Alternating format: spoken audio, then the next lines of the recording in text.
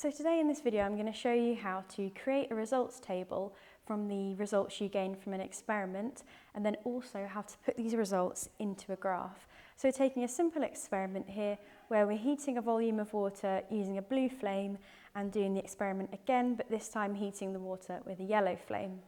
And the temperature of the water was taken every minute using the thermometer for 5 minutes. So how do we put the data we collected into a table?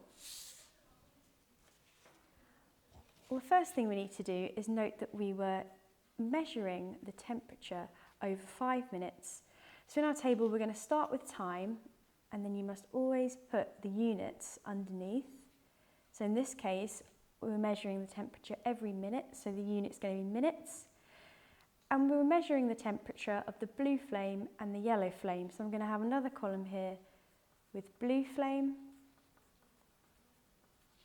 and another column with yellow flame. And these were measured using degrees Celsius from the thermometer. So this now is the basis of the table. So I'm going to underline this and make this really clear. Start forming the table. So as you can see so far, the experiment was measuring in time intervals, and these were every minute. So start from 0, going through up to 5 minutes.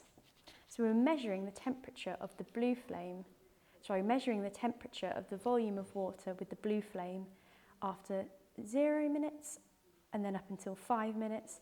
And then we're measuring the temperature of the water when heated by the yellow flame from 0 to 5 minutes.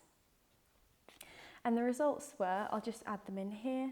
So that's our completed table from the first experiment, which was this experiment. So as you can see, I've got the different things that we're measuring. So the time we're measuring from 0 to 5 minutes, and this is the independent variable. This is what I've decided to change, the amount of times that I take the readings. These are the dependent variables, what did change, so the temperature of the water when heated with the blue flame, and I've listed them here, and the temperature of the water when heated by the yellow flame, listed here. And as you can see, because the units are in the table at the top here, you don't then need to write the units down after the values here. So I didn't need to put 20 degrees C, 32 degrees C. By having the unit at the top of the column there, it represents the whole of the column. So you only need to put the numbers in the case there. And you can see that the table is really clearly and logically laid out. It's really obvious what every single value is and the units that the value take. So now we've got this table, we're going to put this into a graph. So now we've got this table. This was from one run of the experiment that I showed you before.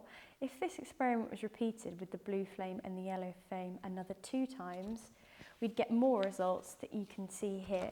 So these are the same results that I just written down. This was after the first time we did the experiment. Then we did the experiment again and got some more data. And then we did the experiment for a third and final time and got some more data there. So from this data, we've got 3 sets here. We're going to put this into a graph. And I'm going to put my average results in another table I've made, which is just here. So it's the same table as before, with time, 0 to 5, and then the blue flame and the yellow flame results. But I'm just going to put in the number, the average, that I've calculated from my raw data, which is here. So to calculate the average of the temperature of the water at time 0 when heated with the blue flame, what we need to do is add up all the results I got for the temperature of the water with the blue flame at 0. So as you can see here, we've got 20. Going to add that to the repeat here, which was 20 again. And then for time 0 blue flame here, I also got 20. So add those together, which gives you 60. And then you need to divide that 60 by the number of numbers from that data point, so from 0 minutes with the blue flame. And that was 3, as you can see, 1, 2, 3, so the number of times I did the experiment. And once you divided that by 3, you get the average result. So for the time equaling 0, when the water was heated with the blue flame, the average temperature of the water was 20 degrees Celsius. So I will do that for the second one. For the time 1 minute, when heated with the blue flame, and for my first time I did the experiment, I got 32. I then got 30. And in the last experiment I did of it, I got 31. Add those all up, gives you 93, and then again divide that by 3, because I did 3 experiments at that data point, and you get 31, and write that in our column there. So this is basically saying after a minute of water being boiled on the blue flame, the temperature of the water was 31 degrees. And you simply repeat that process for all the other points, just looking at the blue flame at the moment. So if I go for time equaling 2 minutes, we get 45, add 41, add 45, and again divide that by 3, and we get 43.6.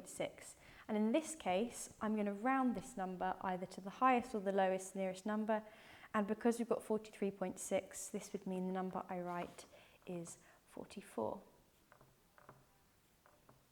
And it's up to you to decide an appropriate number to round to for this. So I'm going to go for the time equaling 3 minutes and do the same, collecting the averages, calculating the averages. So we get 59, 55, and 57. Divide it by the 3 to get 57.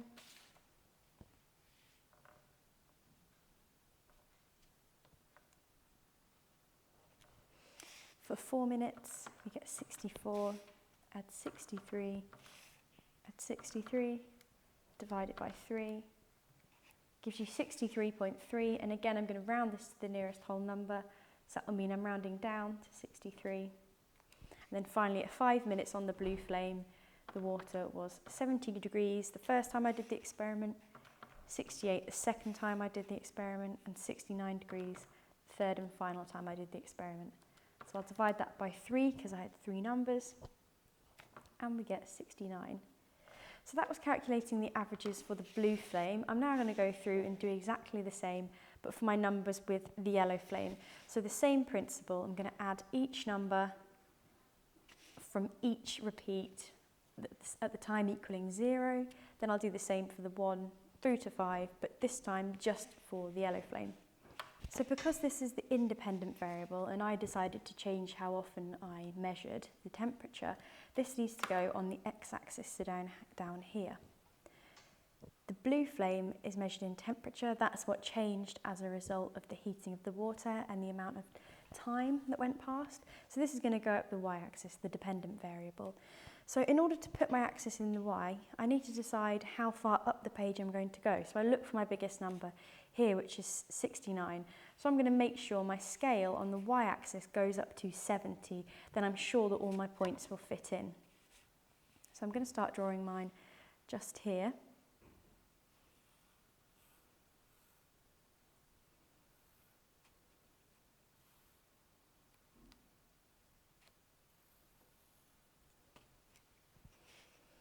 And then, as I said, the time went from 0 to 5, so I'm going to plot that in the bottom here.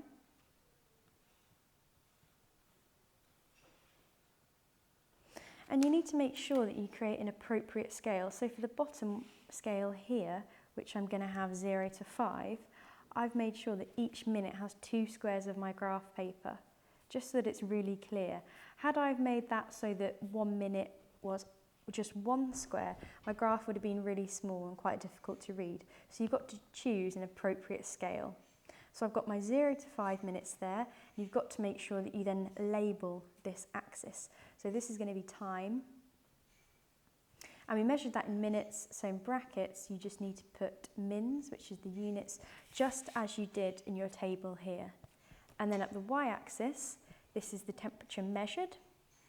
So I'm also using 2 squares to represent 10 degrees.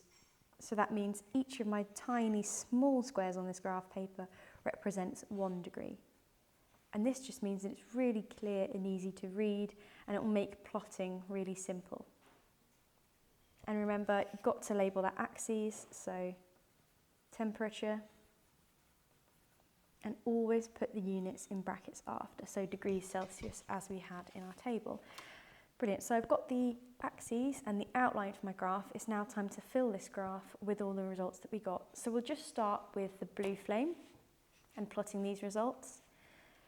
So at time 0, the temperature of the water heated with the blue flame was 20 degrees. So I need to plot that. So I've got 0, 20. I'm going to use x's for this.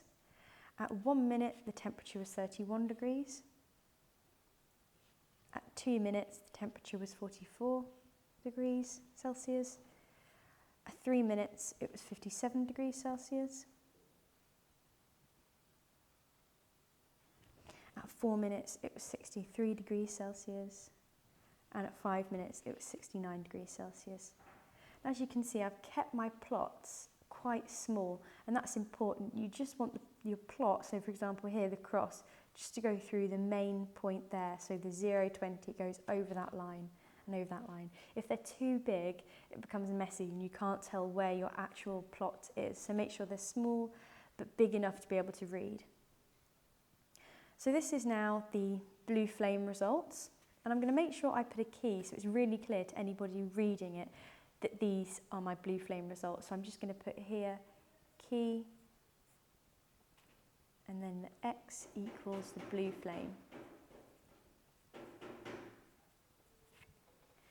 So I'm now going to plot the yellow flame results, and for that I'm just going to use a triangle. Now you can use a different colour pen if you prefer. So in this case I could have had pencil and then I could have used a green colouring pencil, but for the sake of this I'm just going to do a different shape. So plotting these, we've got 0 minutes, again it's 20 degrees C. So in this case you just need to make it look really clear that you have got 2 points there, okay, so the X and the triangle. At 1 minute the temperature of the water was 29 degrees. As you can see, just like when I was doing the crosses, the centre of my little triangle is the point I'm plotting, so it's really clear. At 2 minutes, the temperature was 37 degrees C.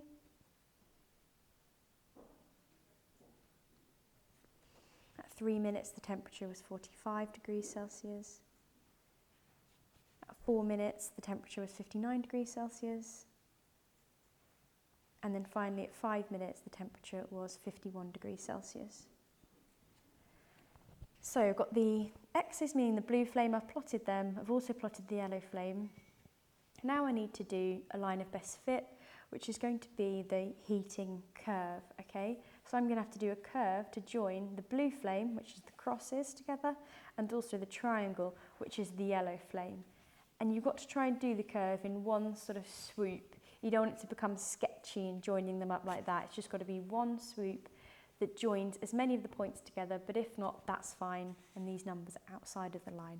But if possible, it's got to be a good swoop to be the heating curve, because this is basically the whole experiment, the heating of the water, getting the heating curve, and in this case we were seeing whether the colour of the flame, blue flame or yellow flame, affects how fast the heating of the water happens.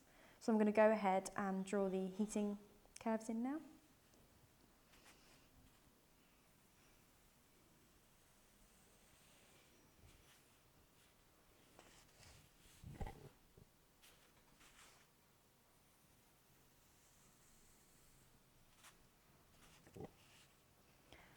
Okay, so I've got my 2 curves in, my curves for my blue flame and my curves for my triangle flame. And it's good to have a check of your graph. As you saw then, I just added the 0 in because I didn't have it in there. So always make sure your axes go from 0 to 7. Your scale's always going from 0 to the number, 0 to the number. As you can see, it's clear. I've done it with a ruler. My points are all obvious where they are. The only thing you need to do now is to add a title, and your title can just go at the top of your graph. So titles often usually start with a graph to show.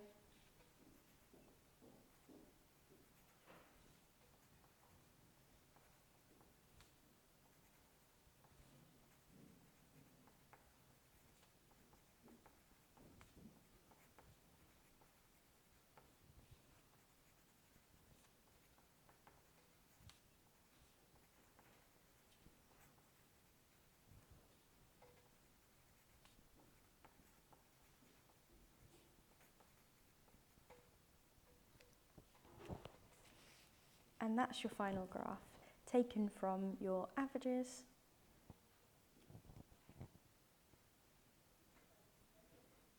and plotted onto graph paper.